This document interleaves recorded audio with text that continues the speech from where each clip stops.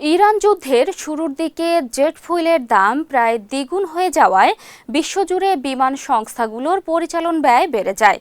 সেই অতিরিক্ত খরচ যাত্রীদের উপর চাপিয়ে দিতে টিকিটের দাম বাড়ানো হয়, কমানো হয় ফ্লাইট এবং বাড়ানো হয় লাগেজ ফি। তবে এখন পরিস্থিতি বদলেছে।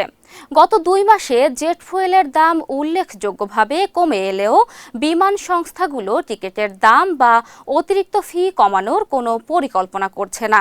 বিশ্লেষকদের মতে এর প্রধান কারণ জ্বালানির দাম নয়, বরং বাজারে চাহিদা ও সরবরাহের ভারসাম্য। গ্রীষ্মকালীন ভ্রমণ মৌসুমে যাত্রীর সংখ্যা বেশি থাকলেও অনেক সংস্থা ফ্লাইট কমিয়ে দিয়েছে। ফলে আসনের সংকট তৈরি হয়েছে এবং সেই সুযোগে উচ্চ ভাড়া ধরে রাখা হচ্ছে।